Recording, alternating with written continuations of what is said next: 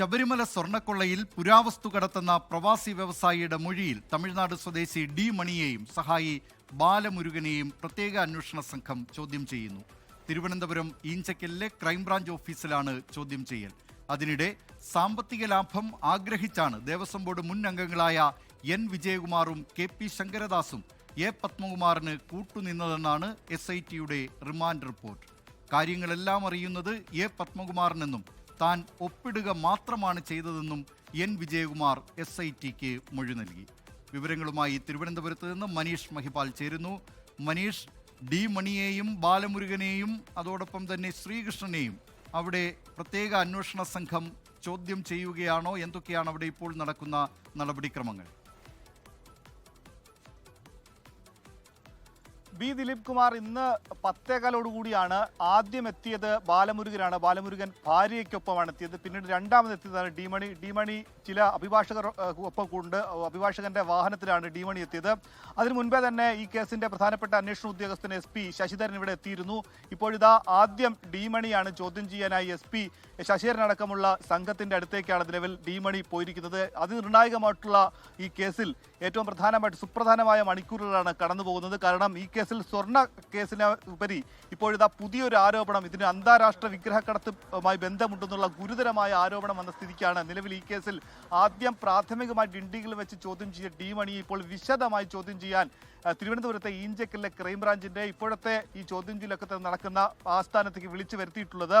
ഇവരെ ഇനി എത്താനുള്ളത് ശ്രീകൃഷ്ണനും ഒപ്പം തന്നെ 2 പേർ കൂടിയുണ്ട്. അതായത് ഡി മണി ഉപയോഗിച്ച ഫോണിന്റെ യഥാർത്ഥ ഉടമകളായിട്ടുള്ള 2 പേർ, ശ്രീകൃഷ്ണൻ, ബാലമുരുകൻ, ഡി മണി, അങ്ങനെ 5 പേരിൽ 2 പേരാണ് ഇപ്പോൾ എത്തിയിട്ടുള്ളത്. ഇനിയും 3 പേർ കൂടി ഇന്നത്തെ ദിവസം ഹാജരാകാനുണ്ട്. ഇനി അന്വേഷണ സംഘത്തിന് ഡി മണിയിൽ നിന്ന് ചോദിച്ചറിയേണ്ടതുള്ളത് എന്താണ് ഉണ്ണികൃഷ്ണൻ പോറ്റിയും ശബരിമലയുമായി ഡി മണിക്കുള്ള ബന്ധം. ആദ്യഘട്ടത്തിൽ തന്നെ ഇത് ചോദ്യം ചെയ്തപ്പോൾ പറഞ്ഞതാണ് ഡി മണി. അതിന് ഉത്തരം മാധ്യമങ്ങൾക്ക് മുന്നിലും ഒപ്പം തന്നെ SITക്ക് മുമ്പിലും മൊഴികളായി പറഞ്ഞതാണ്. പക്ഷേ അത് പ്രവാസി വ്യവസായി നൽകിയ മൊഴിയുമായി ചേരുന്നതല്ല. ഇയാൾ കളവ് പറയുന്നതാണ്. ഇയാളുടെ പേരിലടക്കം ഡി മണി കളവ് പറയുന്നു എന്ന് SIT ഇതിനോടകം തന്നെ ഉറപ്പിച്ചിട്ടുണ്ട്. ഡി മണിയുടെ യഥാർത്ഥ പേര് തന്നെ M സുബ്രഹ്മണിയാണത്, MS മണിയാണെന്ന് ഇയാൾ കളവ് പറയുന്നതാണ് എന്നാണ് SIT മനസ്സിലാക്കുന്നത്. പക്ഷേ ഇയാൾ ഈ വിഗ്രഹക്കടത്ത് സംഭവങ്ങൾക്കെല്ലാം ഇയാളുടെ പേര് മാറ്റി പറയുന്നു. ഡി മണി അത് ഡയമണ്ട് മണിയാണ്, ഡിണ്ടിഗൽ മണിയാണ്, പോപ്കോൺ മണിയാണ്, ഓട്ടോ മണിയാണ്, ദാവൂദ് മണിയാണ്. അങ്ങനെ വിഗ്രഹക്കടത്ത് മേഖലയിൽ ഇയാൾ ദാവൂദ് മണി എന്നറിയപ്പെടുന്നു എന്നാണ് പ്രവാസി വ്യവസായിയുടെ മൊഴി. ഇനി പ്രവാസി വ്യവസായി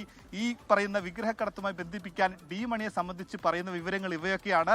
2020 ഡിണ്ടിഗലിലെ വീട്ടിൽ വെച്ച് പ്രവാസി വ്യവസായി താൻ ഇത്തരത്തിലുള്ള ആന്റി ഐറ്റംസിന് തൽപരരായ ഒരാളായിരുന്നു.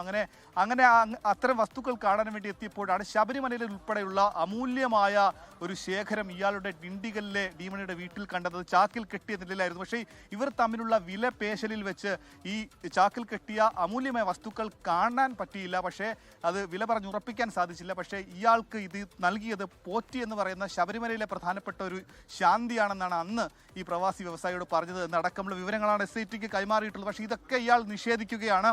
പക്ഷേ ഇന്നത്തെ വിശദമായ ചോദ്യം ചെയ്യലിൽ ഇതിനോടനുബന്ധിച്ച് തെളിവുകൾ ലഭ്യമാകും. കാരണം ഇത് സംബന്ധിച്ചുള്ള ചില സാഹചര്യ തെളിവുകളും സൂചനകളും SITയുടെ പക്കലുണ്ട്. ഏറ്റവും പ്രധാനപ്പെട്ട രേഖ നിലവിലുള്ളത് CDR രേഖയാണ്. അതായത് ഉണ്ണികൃഷ്ണൻ പോറ്റിയുടെ CDR രേഖ മൊബൈൽ ഫോണിൽ നടത്തിയിട്ടുള്ള ഫോൺ കോൾ ലിസ്റ്റിൽ നിന്നും ശ്രീകൃഷ്ണനുമായി പലപ്പോഴും ഫോൺ ബന്ധപ്പെട്ടിട്ടുണ്ട് എന്ന തെളിവ് SITയുടെ പക്കലുണ്ട്.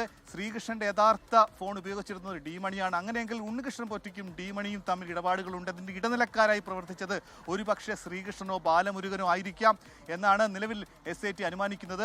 അങ്ങനെയെങ്കിൽ അത്തരം കാര്യങ്ങളിലൊക്കെ തന്നെ സംശയത്തിന്റെ ദൂരീകരണം SITക്ക് നടത്തേണ്ടതുണ്ട്. അന്വേഷണം അത്ര ദ്രുതഗതിയിൽ മാറ്റേണ്ടതുണ്ട്. ഇന്ന് ഉച്ചയ്ക്ക് 12 മണിക്കാണ് യൂത്ത് കോൺഗ്രസിന്റെ മാർച്ച് ഈഞ്ചക്കലിലെ ഓഫീസിലേക്കുണ്ട്. അന്വേഷണം മെല്ലെപ്പോക്ക് അന്വേഷണത്തിൽ ഉണ്ടാകുന്നു. അത് രാഷ്ട്രീയ ഉന്നതരിലേക്ക് ഈ അന്വേഷണം എത്തുന്നില്ല അടക്കമുള്ള വിമർശനങ്ങൾ. ഏറ്റവും പ്രധാനപ്പെട്ട കാര്യം കേരളം ഉറ്റുനോക്കുന്നത് ഈ നേരത്തെ തന്നെ പ്രവാസി വ്യവസായി SITക്ക് നൽകിയ മൊഴിയുണ്ടല്ലോ, 500 കോടി രൂപ കൈമാറിയിട്ടുണ്ട് എന്ന കാര്യം. അങ്ങനെ ആ 500 കോടി രൂപ കൈമാറുകയും ഒരു ഉന്നതനെക്കുറിച്ചുമൊക്കെ പ്രവാസി വ്യവസായി മൊഴി നൽകിയതായാണ് നേരത്തെ പുറത്തു വന്നിട്ടുള്ള വാർത്തകൾ. അത്തരം കാര്യങ്ങളിലേക്ക് വെളിച്ചം വീശുമോ ഈ ഡി മണിയെ ഇന്ന് ചോദ്യം ചെയ്യുന്നതിലൂടെ? കാര്യങ്ങളെല്ലാം മണിയായി പറയുമോ? ബി ദിലീപ്കുമാർ, അതാണ് ഏറ്റവും പ്രധാനപ്പെട്ട കാര്യം. മണി കാര്യങ്ങൾ മണിമണിയായി പറയാൻ, അങ്ങനെ നേരിട്ട് പറയാനുള്ള സാധ്യത വളരെ വിരളമാണ്. കാരണം ഇയാൾ പഠിച്ച കള്ളനാണ് എന്നാണ് SIT പറഞ്ഞത്. 2020 നടന്ന സംഭവത്തിൽ ഇതിനോടകം തന്നെ തെളിവ് നശിപ്പിക്കലടക്കം ഇയാൾ നടത്തിയിട്ടുണ്ട്. ഉണ്ണികൃഷ്ണൻ പോറ്റിയെ ഈ കേസിൽ അറസ്റ്റ് ചെയ്തതിന് മുൻപ് തന്നെ ഉണ്ണികൃഷ്ണൻ പോറ്റിയുമായി ബന്ധപ്പെട്ട വിവാദങ്ങളും കേസുകളും ഒക്കെ തന്നെ ഇയാൾ അറിഞ്ഞിട്ടുണ്ടാകണം.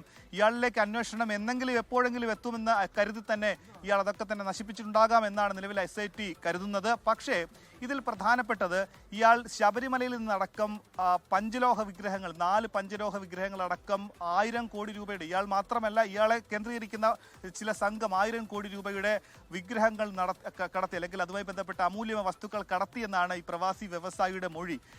ഇതുമായി ബന്ധപ്പെട്ട് ബാങ്ക് ഇടപാടുകൾ, കാരണം ഇയാളുമായി ബന്ധപ്പെട്ട സാമ്പത്തിക ഇടപാടുകൾ നടത്തിയിട്ടുള്ള ബാങ്ക് രേഖകൾ പരിശോധിക്കാനായി ഡിണ്ടികളിലും വിദുര നഗരിലും ഒക്കെ തന്നെ അന്വേഷണ സംഘം എത്തിയിരുന്നു. പക്ഷേ എത്രത്തോളം അവിടെ നിന്നും ഇത്തരം രേഖകൾ ഇവർക്ക് കണ്ടെടുക്കാൻ സാധിച്ചിട്ടുണ്ട് എന്നാണ് പ്രധാനപ്പെട്ട കാര്യം. കാരണം അവിടെ വെച്ച് ഉണ്ടായ തമിഴ്നാട് പോലീസിന്റെ, അല്ലെങ്കിൽ അവിടെ ഡിണ്ടിഗൽ പോലീസിന്റെ നിസ്സഹകരണം അന്വേഷണ സംഘത്തെ വല്ലാതെ മെല്ലെപ്പോക്കിലേക്ക് അവർക്കൊരു വലിയ തിരിച്ചടിയായി മാറിയിരുന്നു. ലോകത്തെവിടെയായാലും ഏത് സമയത്തും 24 വാർത്തകളും ഓഗ്മെന്റഡ് റിയാലിറ്റി പാക്കേജുകളും എക്സ്പ്ലെയിനറുകളും വിശദമായി കാണാൻ ഞങ്ങളുടെ യൂട്യൂബ് ചാനൽ നിങ്ങൾക്ക് സബ്സ്ക്രൈബ് ചെയ്യാം.